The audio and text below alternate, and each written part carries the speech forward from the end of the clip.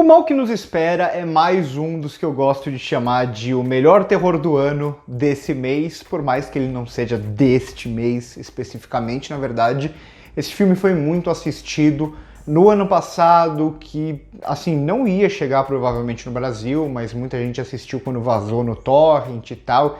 Começou a fazer sucesso nas redes sociais, teve um infame tweet do Felipe Neto falando que por causa desse filme, esse filme era mais uma amostra de como o cinema argentino é 1000 vezes melhor do que o brasileiro. Uma bobagem, mas que tem uma lógica em como os dois países vendem as suas produções para o exterior, e eu gosto de brincar com esse lance de melhor terror do ano dessa semana, porque é muito comum, né? O fã de terror, ele é muito sedento por novos filmes ou por novos grandes filmes, e é um gênero que tem tido dificuldades recentemente, tirando um ou outro filme. Então é muito comum que todo filme que surge já faz um grande barulho, surge como grande filme de terror e tal, e quando a gente vai assistir, na maioria das vezes são filmes medianos, fracos e tal. Aqui eu acho que é um filme que tem um potencial criado inicialmente muito bom, mas que se fecha muito mal. Calma que eu já comento sobre tudo isso. Só que faz sentido esse filme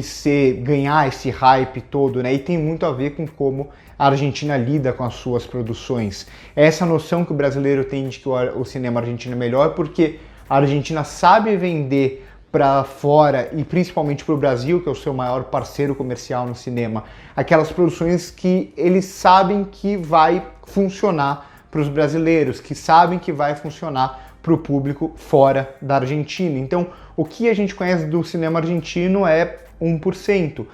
A mesma coisa que a gente conhece do cinema brasileiro, na maioria, né, pensando no público de forma geral. O problema é que os bons filmes brasileiros não chegam, na maioria das vezes, para o nosso próprio público. Então a gente vê esse filme aqui e não dá para comparar com nenhum dos filmes, por exemplo, da Juliana Rojas, que é, na minha opinião, a melhor cineasta de terror que a gente tem atualmente aqui no Brasil. Qualquer filme da Juliana Rojas é muito melhor do que esse daqui.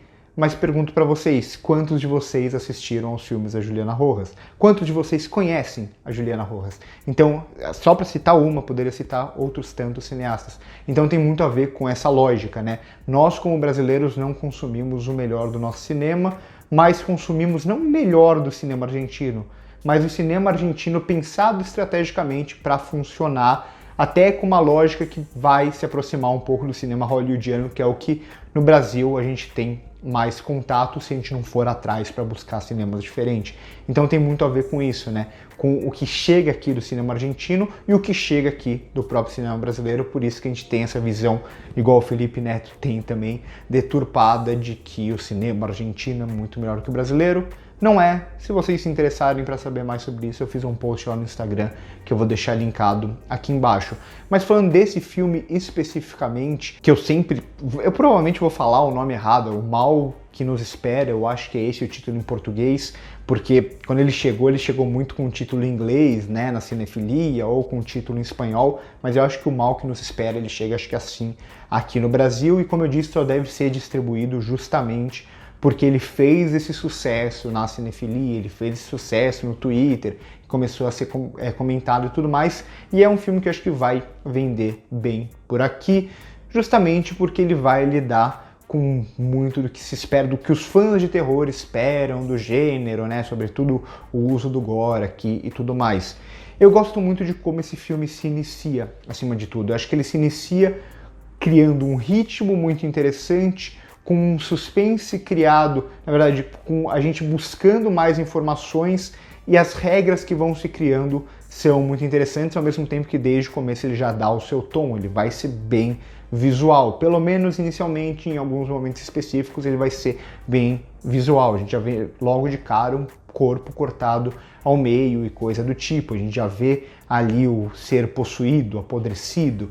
Enfim, a gente já vê ele visualmente nojento, soltando, catarro, gosma, esse tipo de coisa. Então ele já dá esse tom desse terror que sugere um terror mais frontal, que vai lidar diretamente com a nossa emoção, com o nosso corpo, com o nojo, com a repulsa, com o medo, esse tipo de coisa. O que pra mim ele vai perdendo bastante no andar desse caminho aqui que a gente vai trilhar, sobretudo no final. Ao mesmo tempo vai ter esse ritmo muito frenético, porque eles constroem uma dinâmica de que é muito urgente tudo aquilo, então eles precisam resolver, eles vão pegar o carro o tempo inteiro, ir de um lugar para o outro, falar com o outro, e aí se traz muito dessa ideia do cinema argentino, das atuações do cinema argentino, que geralmente quem assistiu o Darín é o grande símbolo do cinema argentino no Brasil, ele tem muito disso, né? Esse lado revoltado, de xingar, de falar alto, de não se entender o tempo inteiro, então isso vai estar muito criado nessa atmosfera da urgência que eles têm que resolver aquilo, ao mesmo tempo que o que melhor funciona para mim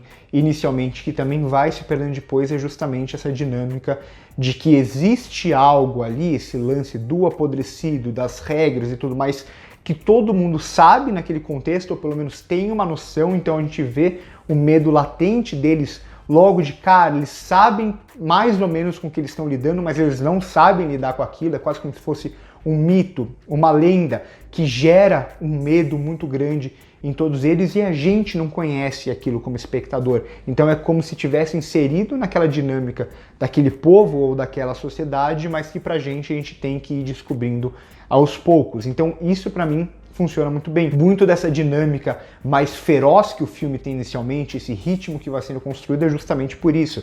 Eles sabem da urgência de resolver aquilo, a gente não entende exatamente o porquê, mas a gente vai vendo tudo aquilo se construindo, a gente vê tudo aquilo fugindo de controle rapidamente. Então, para mim, esses primeiros 30, 40 minutos, né, essa espécie de primeiro ato aqui do filme, funciona muito bem. E essa ideia de urgência ela até não se perde com o restante do filme, mas acho que o filme ele, aos poucos vai perdendo essa frontalidade, ele vai perdendo também essa necessidade, quando ele tem a necessidade de se explicar, né, tem até um momento no carro que é bem bizarrinho, né, de, quais são as regras? Tem as 7 regras, as regras são essas, essas. A partir do momento que o filme faz isso e ele nos revela todo aquele contexto, começa a perder um pouco mais, porque a gente não tem mais aquele senso de descoberta, de querer entender mais de toda aquela dinâmica que está se resolvendo, ao mesmo tempo que frontalmente a gente ainda vai ter aqui e ali algum momento de gore e tudo mais, mas o filme ele vai se levando por um caminho final que para mim é até meio bobinho até, né, comparado com o que ele propõe inicialmente, e essa ideia de que o mal está em todo lugar e tudo mais, e ele vai se levando para uns caminhos já meio batidos até, do gênero, de usar as crianças, de usar um personagem agindo de uma forma estúpida porque sim, porque o filme precisa para acontecer o que ele quer, né? Então ele se revoltando facilmente, fazendo coisas idiotas e por aí vai, e todo esse lance mais direto que a gente tem inicialmente vai se perdendo com o passar, até principalmente no final, né? A sequência da escola e tal, parece que o filme ele perde essa pulsão. Quando a gente descobre que o mal está em todo lugar, parece que esse mal perde essa pulsão de morte mais frontal, mais evidente, mais direta em tela para a gente assistir. A gente até vê algumas coisas, mas o filme começa a esconder muito mais. Ele se transforma em algo um pouco, querendo ser um pouco mais conceitual aqui e ali. E para mim o final é bem fraco, assim. Então é um filme que constrói uma dinâmica muito interessante, mas que não consegue sustentar essa dinâmica. A partir do momento que ele tem que revelar tudo aquilo, ele revela que talvez não seja tão interessante quanto soava inicialmente, quando a gente era jogado direto na ação, justamente por não conhecer nada daquilo, justamente por a gente não saber com que aqueles personagens estão lidando. Quando a gente descobre com que eles estão lidando, perde muito do peso, e tudo que é muito assustador e muito frenético se transforma em algo meio bobo, eu acho, assim, principalmente para quem consome muito filme de terror. Eu acho que lida de uma forma muito pouco criativa, a partir de uma premissa muito criativa. Eu acho que ele se finaliza de uma forma muito pouco criativa, ele termina praticamente de uma forma meio protocolar, assim, né, inclusive com esse final que eu não vou revelar para vocês, mas que é típico desse filme de terror, até um pouco mais independente, com mais gore e tudo mais. Geralmente esses filmes se fecham dessa forma.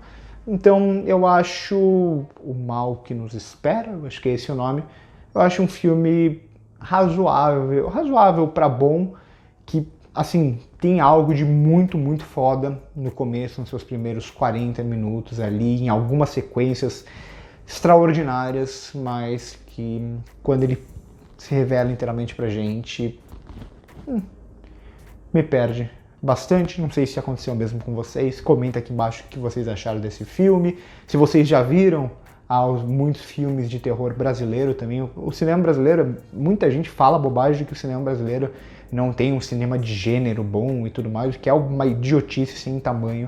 Principalmente o cinema de horror brasileiro é muito bom, tem grandes diretores, como eu disse, meu favorito, a minha diretora favorita é Juliana Rojas. E o cinema argentino também é um cinema muito bom, mas que consegue se vender melhor para fora. E esse é mais um desses exemplos. Chega agora no dia 1º de fevereiro aqui no Brasil. Esse que para muitos no ano passado foi o melhor filme de terror. Na real, para mim até foi um dos melhores filmes de terror, mas não porque ele é tão bom assim, mas mais porque o gênero não trouxe coisas muito boas. E mais uma vez, nós, fãs desesperados de terror, a gente sedento por grandes filmes, qualquer coisa que aparece, a gente já exalta muito mais do que, na minha opinião, deveria ser exaltado. Por hoje é isso, curte o vídeo se gostou, se inscreve no canal se ainda não é inscrito, passa no primeiro comentário fixado para ver as nossas outras redes sociais e também para ver o meu post aqui no Instagram, que eu vou deixar aqui embaixo na descrição, caso interesse vocês nessa dinâmica do cinema brasileiro, cinema argentino, como o público brasileiro enxerga tudo isso e por que o público brasileiro enxerga dessa forma. Por hoje é isso aí.